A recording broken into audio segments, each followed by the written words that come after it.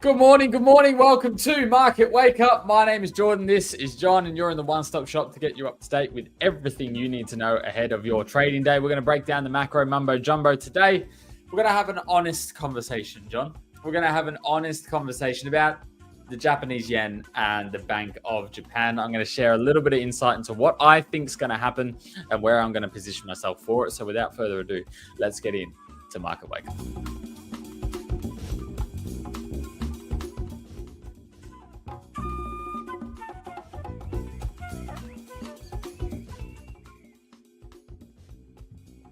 Good morning, Mr. Jonathan. How are you doing? I'm cold today, Jordan.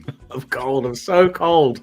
I'm just grasping my coffee cup here, like just trying to get some warmth into my hands because I'm freezing today. I'm freezing. You know, this is a time of the year in the UK which I don't enjoy. I enjoy. You know, do you have favourite seasons? Yes. Do you get? I don't know what your seasons are like in Australia because I don't know. We get cold winters. We get cold winters. Yeah, okay. we get wet winters. Well, I like the season of autumn where you've got all the pretty leaves falling down. Sometimes you can get these like blue sky mornings. I am blue mornings. You know, crisp weather. I like those. But then when it's really freezing, I'm like, oh god, I could be in another country right now. I could just go. You know, like spring does all right because it's like you're coming out of winter, you start getting the beer garden weather, and it's just like it's not too hot yet. It's like, oh yeah, I can get around this. But I can't argue with summer. Summer's the winner. Summer is the winner. Yeah. I just like sun, beach, blue sky all the time, nice and warm, shorts and t-shirt weather year round. Like, come on. Yeah, I try and hold off on my shorts for a very long time. I think it was like. I was still in them about 2 weeks ago, but now I've caved. Now I've really caved. Oh, back on pants now? Yeah. No, I'll wear shorts all year round. That would be it's 86 degrees RS. You're going to have to come on. I don't know what it is with Fahrenheit measurements, right? I am more than willing to facilitate anything else. But Fahrenheit, I cannot do. I think it's a silly metric system. Use Celsius. The whole world does. Come on, RS. Come on. But good afternoon, Andrew. Good afternoon, Paul. Good afternoon, RS. Thanks for joining us. Yeah, today we're going to talk Japanese yen. I'm going to share a little bit about what I know, which obviously isn't a complete rundown, but I've found some information which I think is worth sharing, which I think you guys might want to know, plus a couple of actionable patterns that I've discovered. Andre, welcome in. You live in Bahrain? Yeah, well, I refuse to believe that 86 Celsius is something you're referring to because I'm... No, it's 30 degrees Celsius, I believe. Yeah, that's going to be 86 Fahrenheit. I understand you live in Bahrain, but I refuse to believe it's 86 degrees Celsius. Imagine, can't you be melting? That's. I set my oven on that. Like that. That's 29 Celsius, 29 F, 29... 86 Fahrenheit, 29 Celsius. Yes, it's Otto. Welcome in. I hope you're all having a fantastic day. Welcome in. We're just arguing about Fahrenheit and Celsius, which is pretty standard for Market Wake Up. Look, we're going to jump into market leftovers, talk a little bit about yesterday. Then we're going to jump into freshly squeezed, where we're going to look at everything that's happening today that you need to know. Big bite, we're going to talk Japanese yen, Bank of Japan, and then take it to go. We're going to give you an actionable trade idea that you can take home with you. Before we jump into everything that we do here, we do have some news. There's going to be a few changes here at the Market Wake Up channel, which we like. A few changes. We're going to be producing some, let's say, more edited content. What we've been working on behind the scenes is we understand you guys like understanding what's moving the markets and the real why. So we're actually going to lean into that a lot and make sure that we tell these stories correctly. And we're going to start producing some videos. That does mean we're actually going to sacrifice a few of our streams. Macro world doesn't change that much. So as a daily stream, it will be pulled back a little bit to more of a weekly stream in time. And then we're going to be producing video content. But on top of that as well, we're also broadening into written content. We have teamed up and we've decided to launch a weekly newsletter under Market Wake Up. So what I'm going to do is I'm going to post a link in the chat here. If you guys want to sign up to our weekly newsletter to get John and I's thoughts, same banter, just because it's written doesn't make it boring. I still rip in with a couple of funny little segments in there for you as well. But that's going to be a weekly newsletter, getting you up to date with everything macro that does actually change, that does really, really matter, rather than chatting about the day-to-day stuff. That's there. We're building the market wake-up ecosystem to make sure that you guys have content, however it is you want to digest it. We can cater for you, and you guys can understand exactly what is moving the markets. And it's an exciting time, John. Yeah, no, absolutely. I'm really looking forward to it, actually, because I think I really value the big bite section of the show. So we're really trying to think about how we can take that section, expand it out, give you the real information. Allows us to dive in a little bit deeper as well, because we don't have the time restraint of the overall stream. So yeah, we're hoping to be able to dive into those, lean into those a little bit more, and that gives you a bit more actionable information. So yeah, and I'm looking forward to the newsletter as well, so we can yeah, you know, there's a couple I'm really looking forward there. Yep. So yeah, I'm going to enjoy talking about that stuff.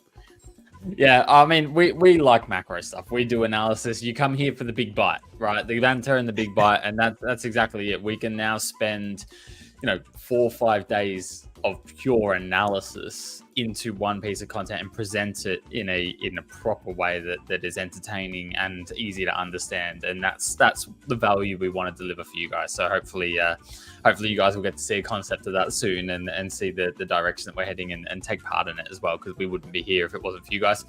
We're 6 minutes in. I haven't even talked about yesterday. The good news was it was a bank holiday for most people. I've got nothing to talk about from yesterday. John, did anything get your attention? Because no, there's not much going on. No, it was a bit of a slow day, wasn't it? I think the only things that really kind of caught my eyes, the dollars continued to rally, which is expected. I think your dollar is a stronger currency. It's coming into some levels of interest for me where I'm thinking this could be good areas for a little bit of profit taken. But other than that, dollar continued to remain fairly strong. S&P kind of held off a little bit yesterday. That was very understandable because the market was closed pretty much. So there was nothing really there kind of to really bite into. Metals continued their moves lower, which was fantastic because we've been talking sort of short silver, short platinum, that kind of filters into the gold market as well because they have strong correlations. So those markets have been doing interesting moves, especially gold, because gold's now starting to break through certain levels of structure now, which make me feel is starting to lean a little bit more bearish than bullish in the short term anyway. I still feel from a mid to long term point of view that gold's probably still a market that is going to be of heightened interest, and we're probably going to see that longer term trend continue to play out. But nonetheless, fascinating to see that move. Dollar strength could be really waning on gold prices now, whereas we've kind of seen them move a little bit in tandem. So the correlation between gold and the dollar index can fluctuate quite a bit, but typically if dollar was to rally, we would be looking to sort of short gold. But there's been a period, especially this year, where they've both moved side by side, which has been quite interesting to see. But yeah, that seems to be starting to have a little bit of an impact now. Whether that's all to do with the Trump election and whatnot, we'll probably find that out later and figure that out later. I sat down with someone who is looking likely to join the TradeDelicious team today. Ooh, nice. Right. And you'll be very pleased to know that he's a seasonal trader who trades predominantly commitment of traders. Oh. Yeah, I know. I'm replacing. I know. I'm getting kicked out already. I can see it happening. I've already been removed. He's been doing it 36 years, John. Oh, my God. Yeah. 36 years. Where's my intro? Hang on. No, it'll be there. I hinted. I was like, oh, you're going to love John. I'm like, you are going to love John. But we both sat down this morning to have a chat. Hello from Brazil, Aurelio. Hello from Australia.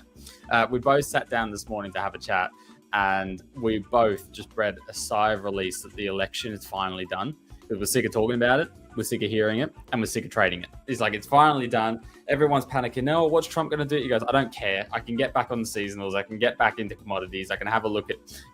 You might be upset because he's a soybean and wheat trader, so a bit of commodities in there that will probably scare you. But, he's like, I can get back to what we do best. He's like, I'm sick of sitting on cash.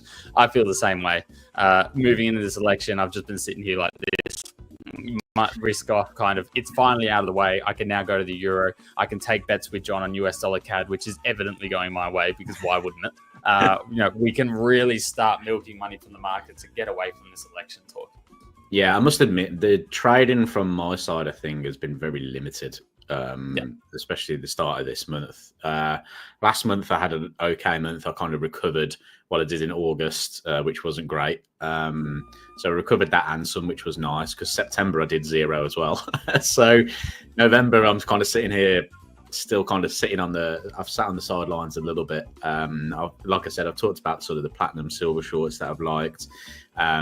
So those are the only markets I've really been involved with. But yeah, other than that, I've just been kind of, sitting here going, what do I do next? It's a bit like that. It's a bit, but we're through. We're through, John. We're through to the other side. We can get talking. We can get chatting. Let's talk about the market today. Let's talk about where we're at. You've already seen the VIX. Don't lie to me. Where is it at, John? 15. 1508.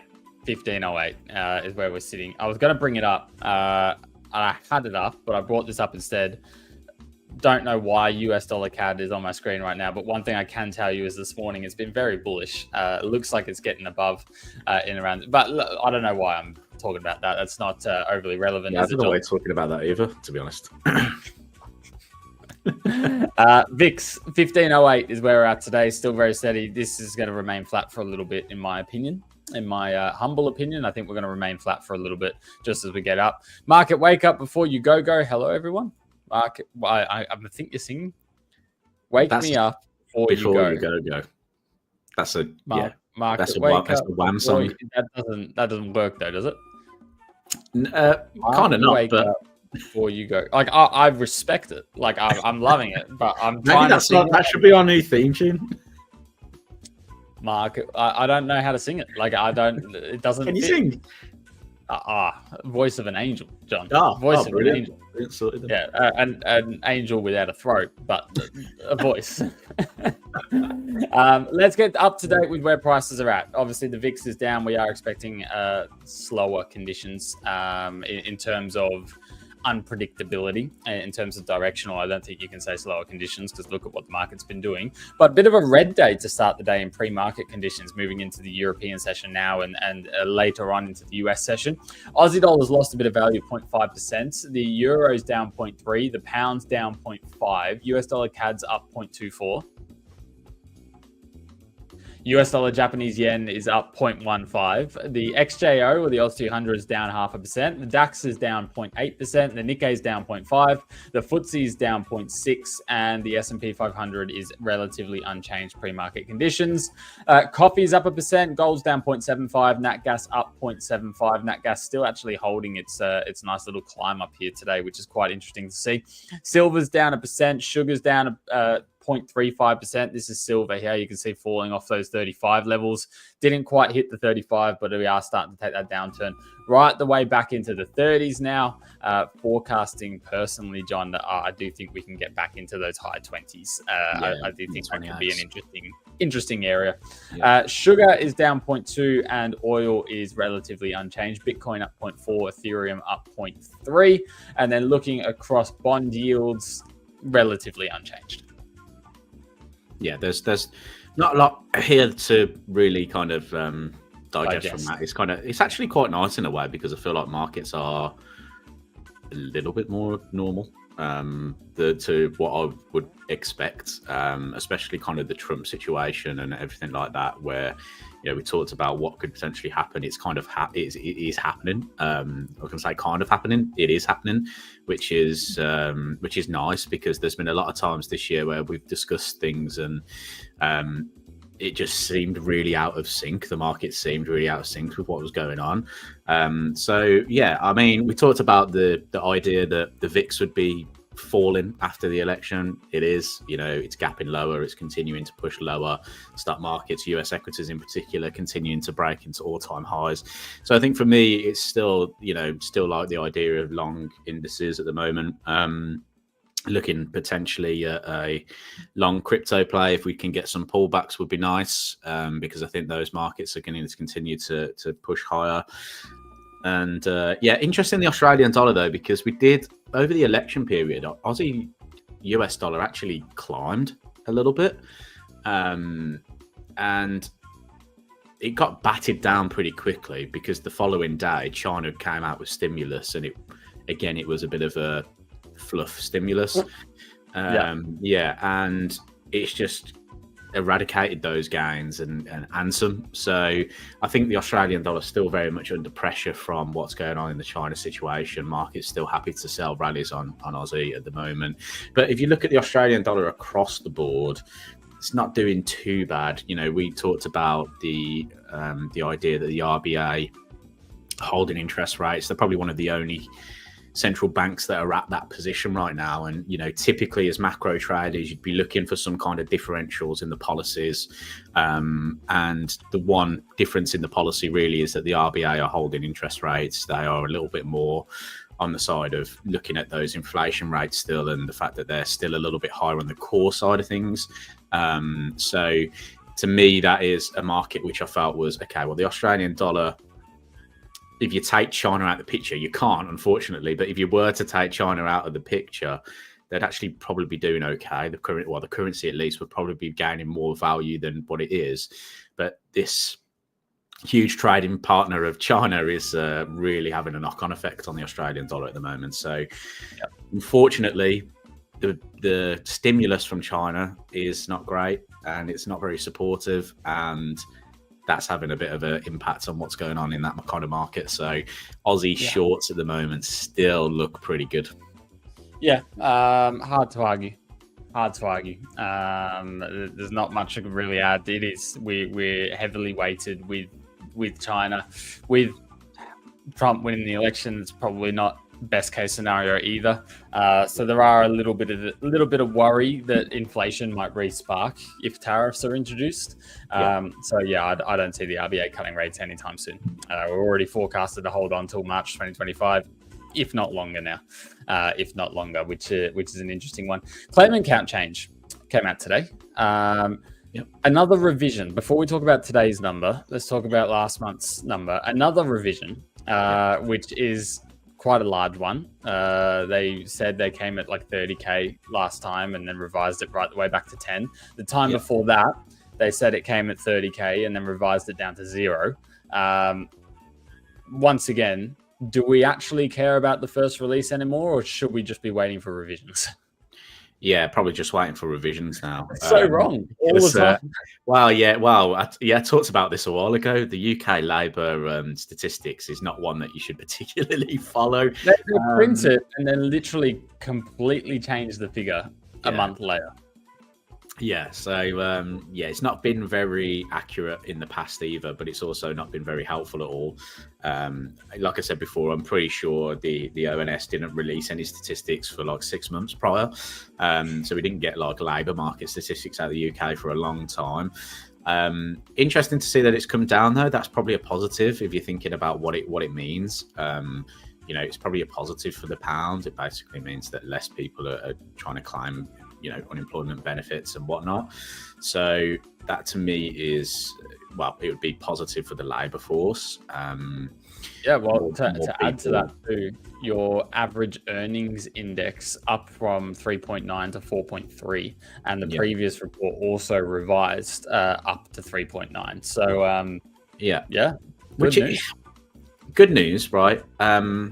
How accurate the news is another question, because I'm across sort of LinkedIn and things like that at the moment. I've seen a lot of people that are from my area and things like that are posting open to work, being made redundant, X, Y, and Z. So that is something that's quite interesting to me at the moment. I'm just kind of seeing a bit of a trend there in terms of that.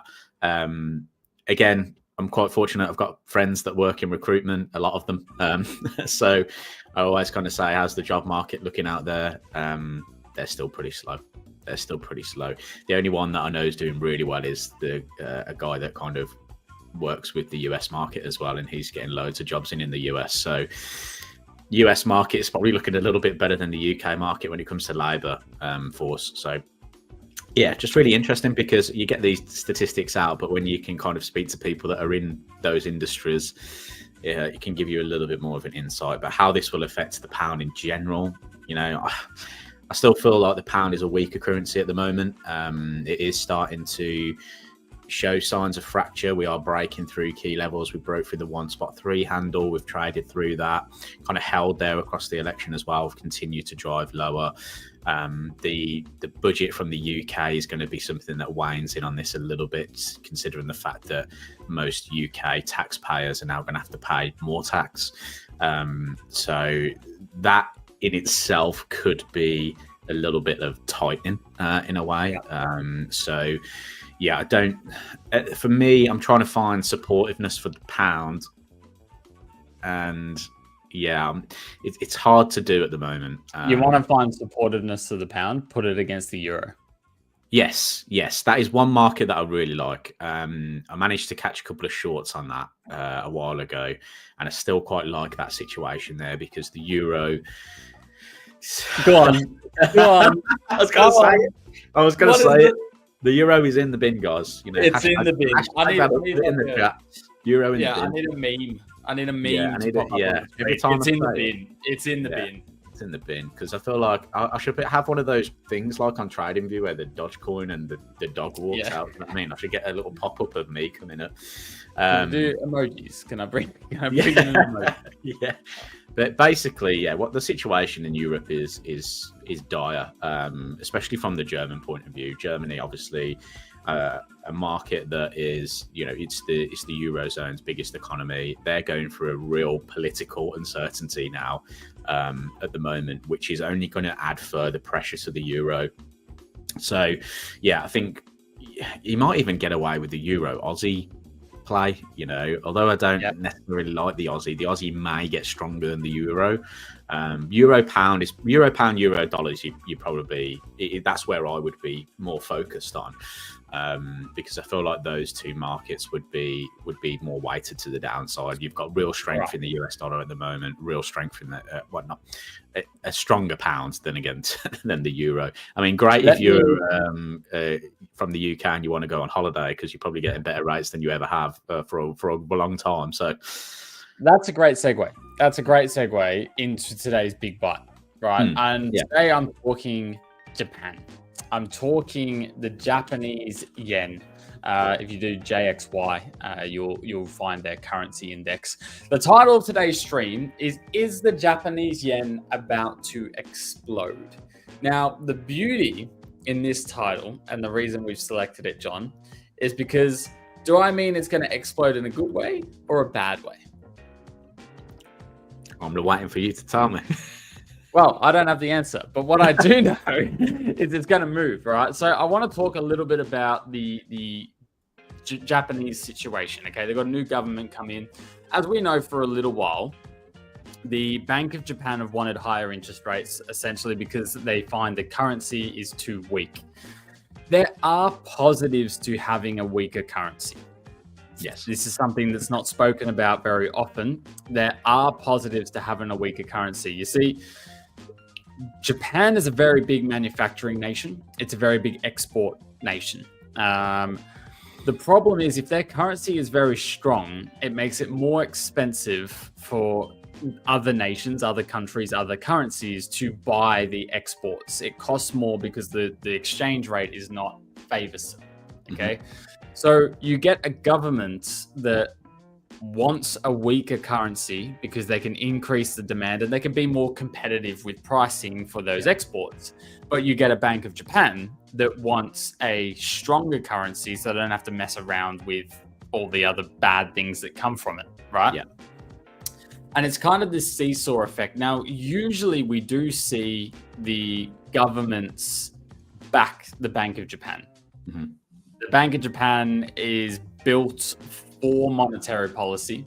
It is built to understand economics, and its sole job is to understand economics and place itself. You usually get very usually get very tentative government. That's not the word I'm looking for, but you usually get governments that follow it hand in hand. Yeah. The only person that really hasn't and went against the Bank of Japan was Abe in his second term in 2012. Okay. Shinzo Abe, when he come in, he essentially said, Bank of Japan, I hear you. I disagree. I care more about domestic. And went his own path away from the Bank of Japan, which was a really, really interesting thing to actually plot on a chart, which I've done here, John. I know you love my chart. Yeah. I know you love my chart. Here we go. Okay? What we're looking at here is actually the Nikkei, which is the top 225 stocks in Japan. This purple line here is year-over-year inflation in Japan. Sorry, words wouldn't come out. And then what we've got down here as well is the Bank of Japan interest rate current. Okay, and that's going to flow through. Now, in 2012, Shinzo Abe come in and he said to the Bank of Japan, hey, I appreciate your point of view. You don't want a weaker currency. We don't want to do blah, blah, blah. I think we do. I think this is going to boost our domestic capabilities, our everyday people in Japan's economy and the money they earn and the value for money, et cetera, et cetera, et cetera. And he went his own way. Now, as you can see, that fed inflation because everyone in the country was earning more and doing better. That also fed the stock market 145% over the next 3 years, the Nikkei index put in. The Japanese yen did lose a lot of value. Okay, he took a polar opposite against the Bank of Japan. We find ourselves in a very similar situation. The Bank of Japan want to keep hiking interest rates. They are actually predicted, if we have a look at the 2-year bond yield, to continue to hike interest rates.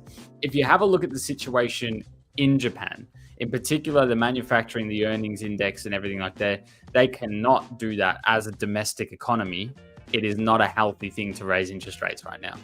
They have just hit last month, the data came out today, the second highest amount of bankruptcies this year, which happens to be one of the most highest since 2007. Okay. They cannot afford domestically to be hiking interest rates. However, the market is convinced that they are going to continue to do so.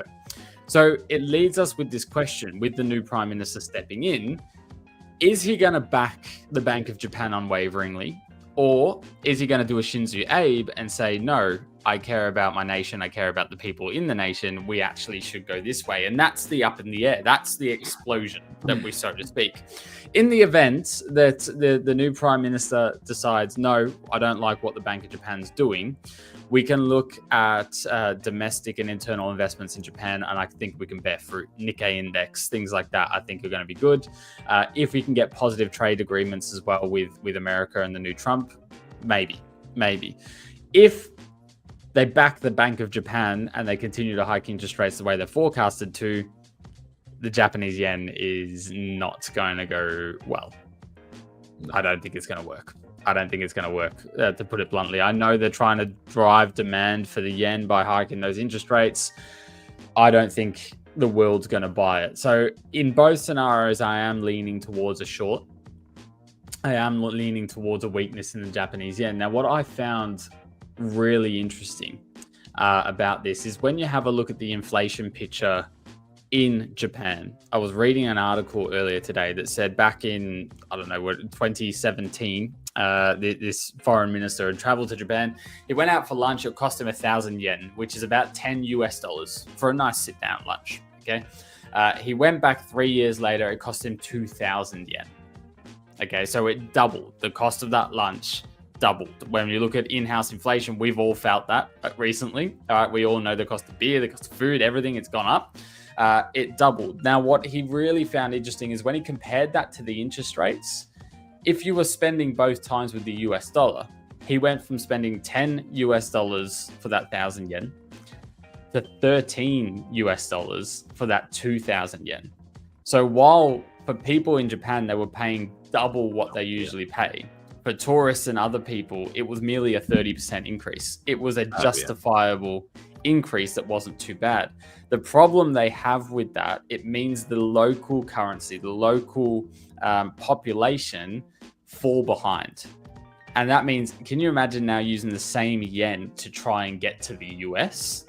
Your value for money's gone through. It's become tenfold more expensive. It becomes so much harder. When that happens, it means you don't have students traveling abroad to educate on other areas that other countries do. You don't have international business going anywhere near as often. It's also incredibly hard to be competitive with pricing with international business. And when you're such an exporting nation, oofed, that's not good.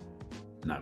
There's a lot of moving parts in Japan as a whole right now, and I wanted to enlighten you to a couple of these moving parts. If I wanted to make it actionable, I'm leaning towards a short on the Japanese yen, and to do that, I would like to capitalize on the Swiss franc.